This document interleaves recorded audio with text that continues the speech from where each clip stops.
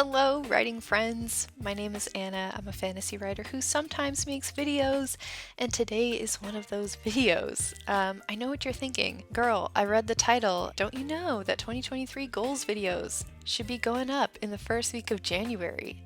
It's the middle of January. What are you doing? But I don't know. I want to push back against that a little bit. I love the new year. I love making New Year resolutions. I love thinking about goals. I also get really overwhelmed around the new year. I like to take my time with these sorts of things and really percolate on it. Like any, writing idea, I kind of like to let these bake in the back of my mind for a little while. Today, I'm going to do a little bit of a creative exercise around goals and thinking about what I could do to really improve my creative energy in 2023.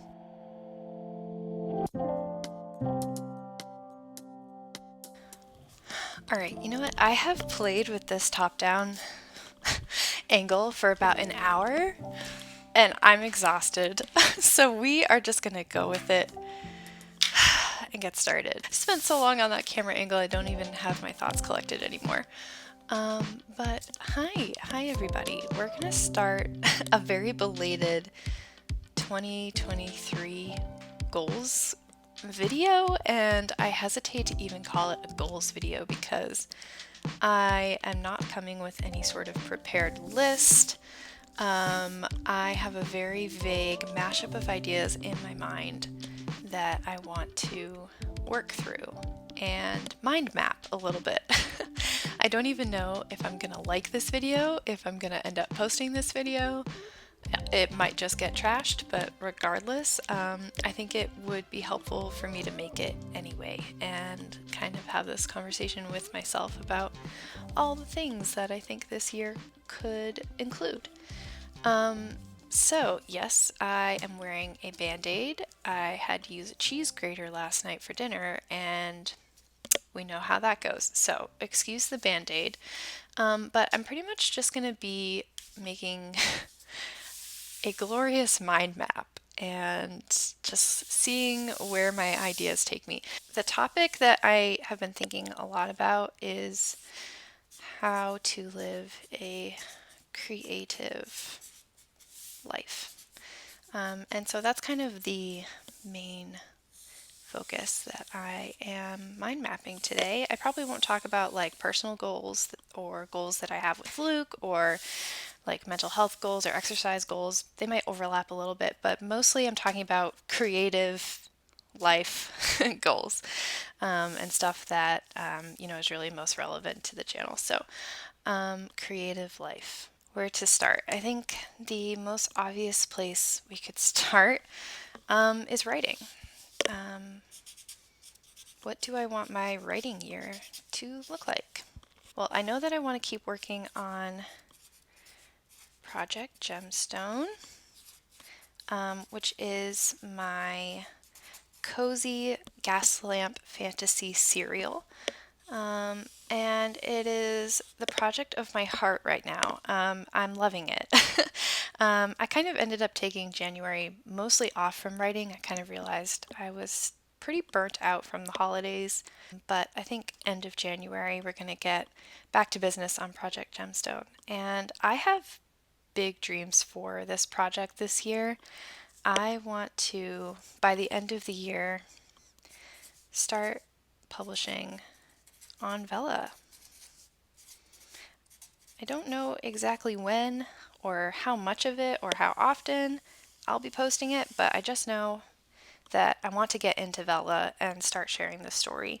And I think this is perfect for Vella. I wrote it for Vella. It was always intended to be serial. It's not a novel broken up into chunks. It is very much a true serial written in episodic format. So yeah, publishing on Vella. Finish season 1 draft. Edit season 1. And beta season 1. So y'all are just gonna have to forgive my handwriting in this one. I'm sorry. It's gonna get messy, okay? Safe space. It's gonna get messy. That is Project Gemstone. That's a lot. The other project we have is my fantasy novel. my elemental fantasy, The Sound of the Wind. And this one is kind of on a back burner, which kind of surprises me still, but Project Gemstone kind of came out of nowhere and stole my whole attention span. And I do want to find time this year to keep working on this. I am in the middle of draft 3, and that's not a good place to leave it. I made a mistake by leaving it there. I have lost all momentum. Bad idea, don't recommend. So I really need to not let that one continue sitting. So as this is going through its phases, I need to find time to work in The Sound of the Wind. And so I'm thinking maybe I could do a on-off system where I'm working on Sound of the Wind during camps and working on Gemstone all other times, or vice versa.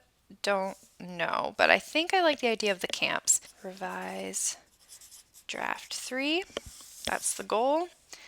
And to do that, we're going to make that my Camp Nano project. Now, the other half of the creativity is the life. And what I've been thinking about is, like, for lack of a better word, life design and creative life design. How do I design a life that makes these things realistic, instead of just saying, oh, I want to finish 2 drafts this year. I want to be publishing. Well, okay, wanting isn't enough. I have to plan for when those things are going to happen, and how I'm going to get there. And so that's kind of like the other half of this whole thing.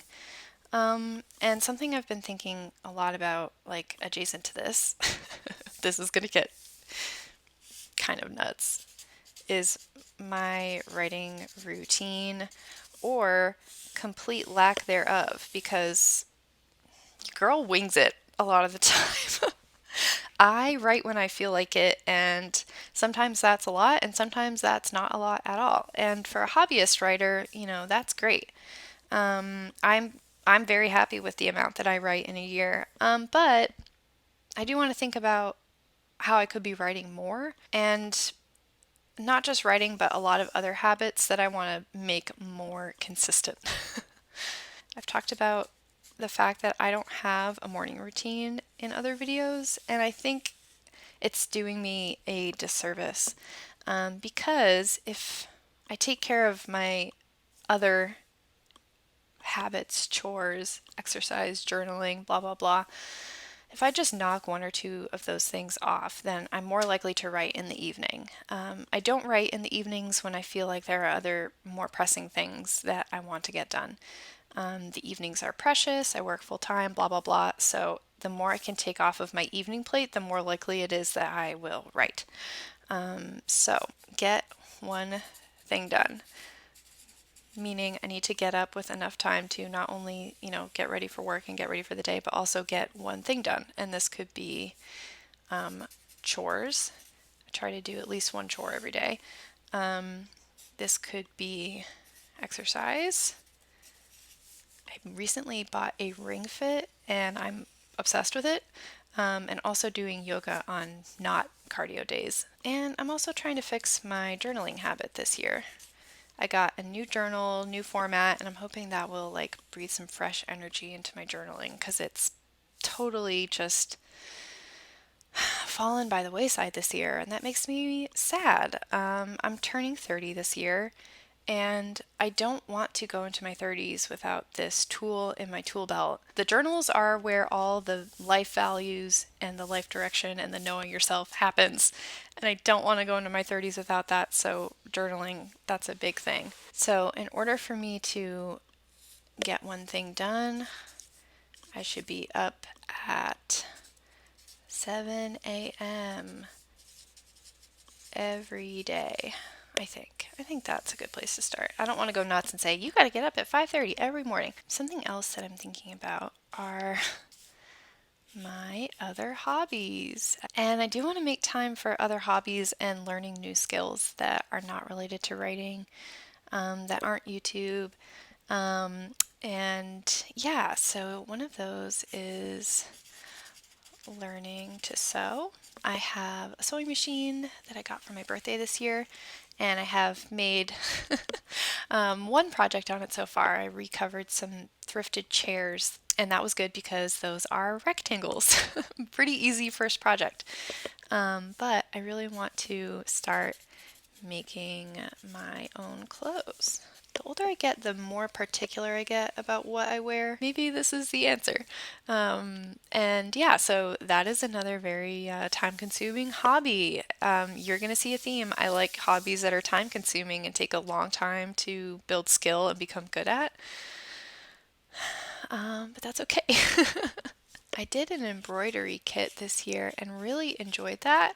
I have to do it slowly because it really messes up my wrist. Like any of these things, my wrist is easily messed up. But I want to keep doing those. It was very relaxing, very fun, kind of in a similar vein to my paint by numbers, which I am starting another one. I'm starting a pair of parrots. I like them because I don't know if I'd really call them creative because I turn my brain off and I do what the kit tells me to do. I follow the numbers, and something about that is just very relieving and relaxing to me. Time for those. I'll probably only do like one painting this year and maybe like one embroidery kit this year, and that's plenty. That's great. Reading. I don't want to put a number on my reading. I don't want to dictate what I want to read this year because I've done that. It never works. I'm a mood reader through and through. I just want to be reading. And that kind of comes back to this life design. How can I fit in more reading? And when do I want to read? And I think I've realized as I've grown older and thought to myself, man, I grew up reading so much. What changed? Why am I struggling to read 25 books in a year? And the answer, my friends, probably won't come as any surprise, but it's screens. Screens has replaced reading in my life. That has become the downtime. And I hate that. I hate it. And so something I've already done is I have quit Instagram, well, on my phone. I'll still use it on my laptop maybe like once a week when I remember, but I have taken Instagram off my phone. And you guys, I cannot stress how much better I feel. Like, I don't want to sound dramatic when I say life changing, but getting this toxic poison off of my phone has been amazing. Just comparing myself constantly to people putting together these really romanticized reels was doing such damage.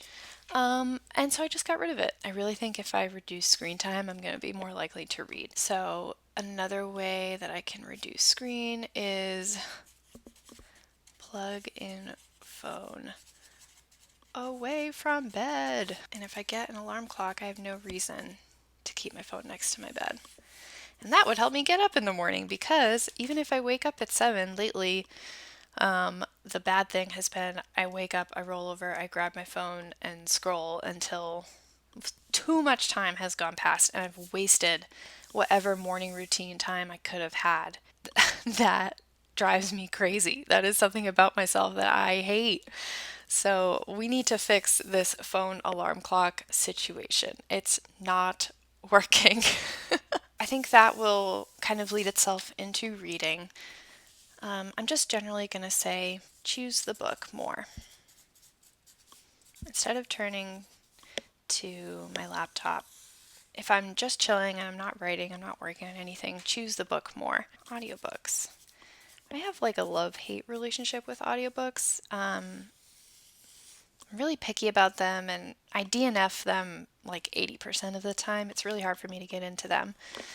But I want to give them another try. I kind of get caught in a loop where I don't know what I want to listen to at work. I'm like constantly switching playlists, and I don't love that. I just want to pick one thing and listen to it for my whole workday and just get immersed in it. So I want to try more audiobooks while working from home. So that actually leads me to another life design, and that is office. And lately, my office has not been giving me good vibes. And I've been avoiding my office. And why is that? Why do I not like to write in there anymore? I don't like to work in there anymore. I need to figure that out because obviously, like, I'm not going to get good productive work done if I don't figure this out. Think about my tendonitis.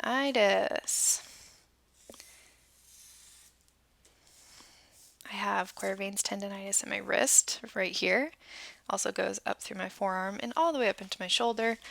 And something about the office is not fixing this. Like, you know how you're always supposed to be like working at a 90-degree angle with your elbow like flat, blah blah, hand flat. Something about my office chair is not the right height for my desk and it's not working. So I can either switch chairs with Luke or new chair.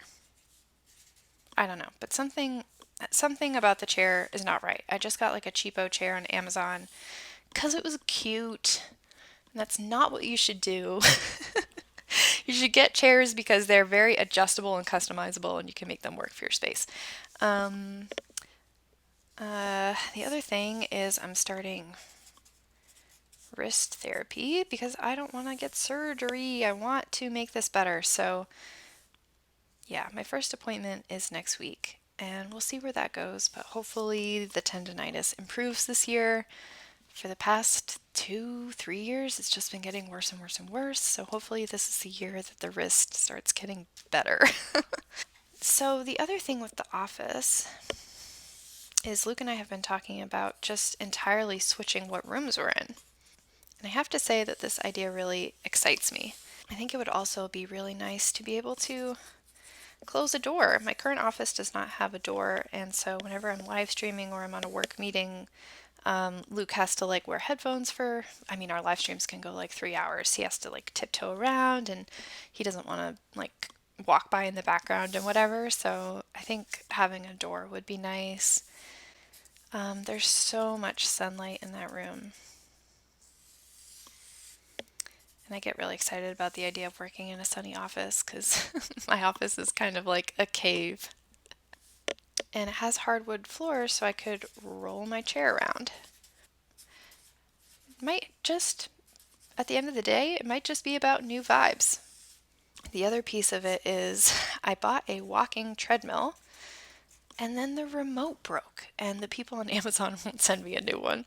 So I need to get this treadmill fixed. I want to use it so badly. It would be so much better for me if I wasn't so sedentary. I am frightened by the amount of time that I sit every day. It's terrifying. So, like, big priority is to fix that remote and get that treadmill working. The one thing that we haven't really talked about from the creative side, I just realized, is YouTube.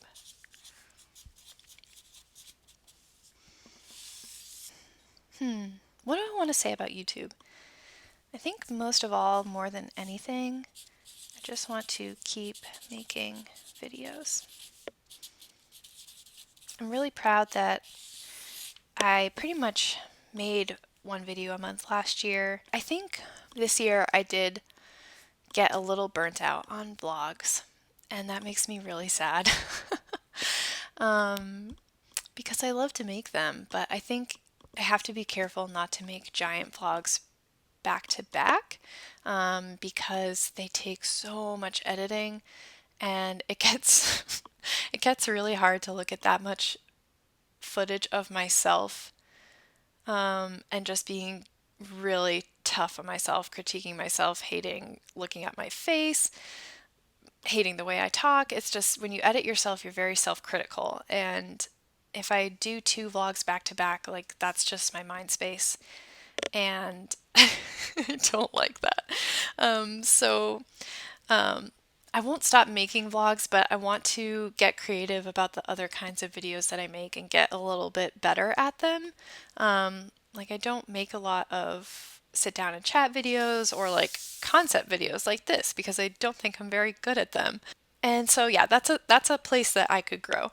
So try other video formats. Maybe those are shorter, easier to make. Maybe that would lead to me being able to make more videos than just once a month. Maybe I could post twice a month sometimes.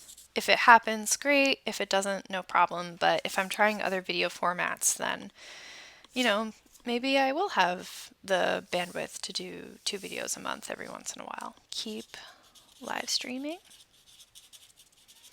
I've had so much fun live streaming with different folks in the community, and getting to know everybody. I love it. I want to keep doing that, and I also get a crap ton of writing done whenever I'm on a stream with somebody.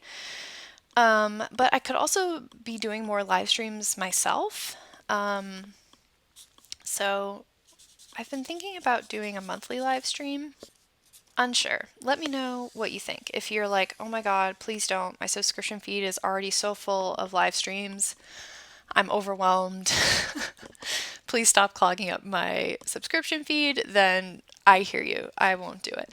But if you think that's something that you might enjoy, let me know. I think it would be on a weekday evening. So let me know. Maybe like the first Thursday of every month or something, like 7 p.m. I don't know. Let me know what you think. I just want to keep making videos, keep live streaming, because those 2 things usually mean that I write more. These 2 things keep me accountable. I write more because I want to keep making videos. I keep making videos because I want to write more. And so these 2 things are very symbiotic and help me keep both of them going. So yes, it made me think of one other writing thing, and then I think I got everything down. That writing thing is to go on a writing retreat. And by this I mean like just probably like booking myself an Airbnb for a weekend and just going and locking myself in a nice place with a nice view, getting a lot of work done. I just think it would be really fun to go somewhere with the intent of spending a lot of time on my writing. Okay, so I think I'm going to call this done. That went by really fast, but I do feel like this is a lot, and I don't want to go overboard. So we're going to stick with this, and I'm just going to take a marker and like color in the actual like goals that came out of this exercise. So that I can actually like consolidate everything into a list and easily see what came out of this. So let's just start over here, I guess. So one goal that I identified was deleting Instagram, figure out a system of charging my phone away from my bed, and getting an alarm clock, getting one thing done in the morning before work, which means getting up at 7 every day. Oh, that would be so great. If anything else this year, if I could kind of synergize all of this and really redesign this piece of my routine, I just think that would make such a big difference. I think I would feel so much better, to be honest. We gotta fix this remote. I want to rehab my wrist. I think I'm probably gonna end up switching with Luke because he doesn't like his chair as much as I like it. And switching rooms with Luke. I think we're both excited by this idea. This year, I want to try my hand at making my own clothes. And I'm just going to say, in general, make time for other hobbies. In reading, choose the book more. I think this kind of encompasses doing more audiobooks. It encompasses getting off screens. Choose the book more. I should make that like my phone background or something. Work on the sound of the wind during Camp Nanos. Craft a schedule where I can start publishing on Bella. Oh my god. It's a big goal, big goal, but I'm so excited. I'm gonna do the Airbnb writing retreat. I'm gonna say the monthly live stream is the new goal, new thing to do this year and try out and see how it goes, and try other video formats. If I'm gonna push myself beyond what we've already, gotten used to, I think this is like a fun new thing to try, new goal to set. All right, let me put all of that into a list. It's so funny because like as I'm making this video, I'm so self-conscious. I'm like, this is a mess, but just goes to show I have to try other formats. Try something different. I hope this is watchable, Lord. I don't even know. Okay.